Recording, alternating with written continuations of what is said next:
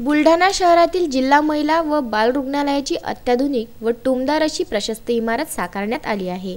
मात्र 100 खाटांच्या या जिल्हा महिला रुग्णालयाला रुग्णसेवेत रुजू होण्यासाठी मुहूर्तच सापडत नसल्याने रेफर टूला ब्रेक केव्हा लागणार असा प्रश्न उपस्थित झाला आहे।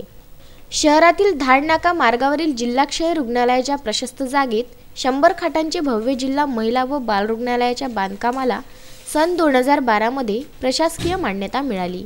गेल्या 7 वर्षापासून सुरू असलेल्या या रुग्णालयाचे जवळपास 95% काम पूर्णत्वास गेले आहे।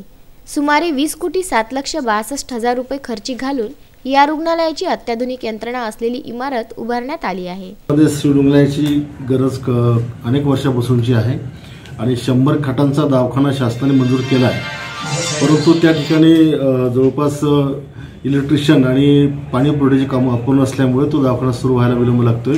या संदर्भात मी हिवाळी अधिवेशनामध्ये त्या ठिकाणी प्रश्न देखील उपस्थित केला नियम 93 प्रमाणे, आणि ज्यावेळेला मी आढावा बैठक घेतली सर्व डिपार्टमेंटची तेव्हा देखील हा विषय मी चर्चेमध्ये घेतला आणि मला अपेक्षा आहे की अधिकारी त्याला महिने 1.5 महिन्यामध्ये कंप्लीट करतील आणि 2 महिन्यामध्ये कधी तो दवाखाना सुरू होईल असे प्रयत्न मी करतोय।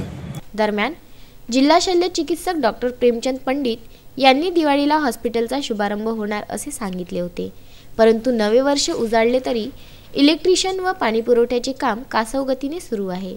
शासनाकडून मटेरियल येत नसल्याने उमन हॉस्पिटलचे भिजत घोंगडे कायम आहे।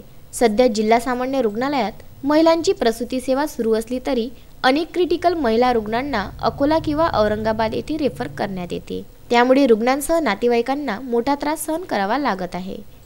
कधी कधी अंतिम टप्प्यात रुग्णाला रेफर केल्यामुळे रुग्णांच्या जीवावर बेतण्याच्या घटना घडल्या आहे। मात्र आता अत्याधुनिक विभागीय यंत्रणेमुळे या रेफर टूला ब्रेक लागणार व महिला प्रसूतीच्या सेवेसह नवजात बालकांसाठी आरोग्य सुविधा उपलब्ध होणार अशी आशा होती। मात्र रुग्णसेवेत केव्हा रुजू होईल याची अद्यापही बुलढाणेकरांना प्रतीक्षाच आहे। 100 बेड वुमेन हॉस्पिटल की बिल्डिंग बनकर तैयार हो चुकी है। उसका इलेक्ट्रिफिकेशन का कुछ 10-15% काम अभी बचा है। साथ में वाटर सप्लाई का काम अभी होना बाकी है।